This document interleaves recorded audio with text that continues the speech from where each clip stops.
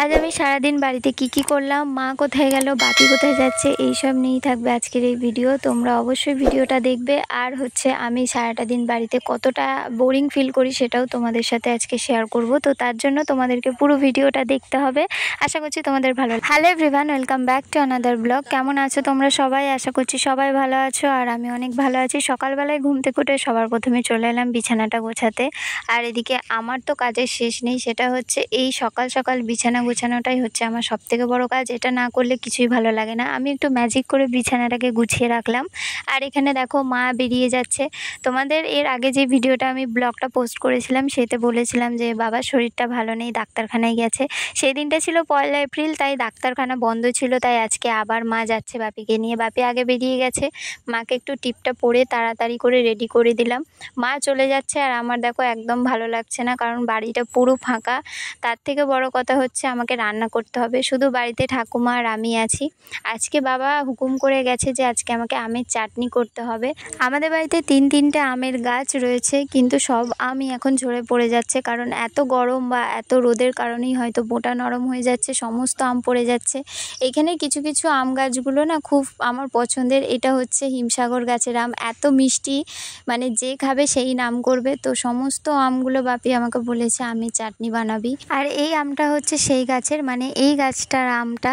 আর এই গাছের আমটা খুব মিষ্টি, আর এটাকেও মা বলল যে বানিয়ে পারবে। আমি ভাবছিলাম এটা তো কাঁচাই আমি খেয়ে ফেলবো, তাই হয়েছে। এটা যখন আমি কাটছিলাম বা আমের খোসা ছাড়াচ্ছিলাম তখনই আমি আর্ধেক খেয়ে নিয়েছি।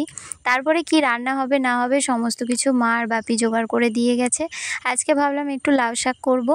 তো লাউ শাক আমাদের বাড়িতেই ছিল, তো লাউ শাক মা কেটে দিয়ে গেছে। এখানে সোয়াবিন রান্না হবে। সকাল থেকে না আমি কিছুই খাইনি, তো মা বলেছিল দুধটা আছে, দুধটা একটু গরম করে খেয়ে নিস, দুধটা খাবো। আর এখানে দেখো আম খেয়েও আমার হয়নি, আবার মনে হচ্ছে একটু আম খাই, কারণ কাঁচা আম খেতে কার না ভালো লাগে, আমারও ভালো লাগে। এটা একটু বেশিই টক ছিল, মুখের এক্সপ্রেশন দেখে বুঝতেই পারছো। তো আমটা সবার প্রথমে খেয়ে নিলাম, দুধটাও খেয়েছি, জানি না এরপর আমার কি অবস্থা হবে। তারপরে এখানে আমের চাটনিটা সবার প্রথমে করে নিয়েছি। আজকে অনেক কিছুই বানানো হবে। সবার প্রথমে তো শাকের তরকারি তো হবেই, আর তার সাথে হবে সোয়াবিনের তরকারি। তাই সবার আগে চাটনিটা বানিয়ে নিলাম। আর এখানে দেখতে পাচ্ছ সোয়াবিন আলু সমস্ত কিছু ভেজে রেখে দিয়েছি। সোয়াবিনের তরকারিটা হবে সব শেষে, করব শাকের তরকারিটা। আমার ভাই সোয়াবিনের তরকারি খেতে খুব পছন্দ করে, তাই ভাবলাম আজকে ভাইয়ের জন্য এটাই স্পেশাল করি। ও গেছে কাজে, ও দেখে খুব খুশি হয়ে যাবে যে আমার জন্য সোয়াবিনের তরকারি রান্না হয়েছে। যতদিন শরীরটা খারাপ ছিল একা একা প্রচুর বোরিং ফিল করতাম। আমার দিদি এসেছিল বাইরে থেকে, তাই ওর সাথেই বেশিরভাগটা সময় কাটিয়েছি। এখন শরীর ভালো হয়ে যাওয়ার পর একটু কাজবাজ করছি, তবুও বোরিং ফিলটা সবসময়তেই হয়। আর এদিকে বাপি ডাক্তার থেকে বাড়ি আসার সময় এখানে আমার জন্য মিষ্টি দই আবারও নিয়ে এসেছিল। ঘুম থেকে উঠেই দেখছি গাছটা কেটে দিয়েছে, সমস্ত ডাঁটা পেরে নেওয়া হয়েছে, সবাইকে দেওয়া হবে বলে ভাগ করে রাখছিল। এই তো আজকে এইভাবেই সময়টা কেটে গেল। ভিডিওটা আজকে এখানেই শেষ করছি। কেমন লাগলো জানি, আর অবশ্যই লাইক কমেন্ট শেয়ার সাবস্ক্রাইব করতে ভুলো না। দেখা হবে নেক্সট আরেকটি ব্লগে।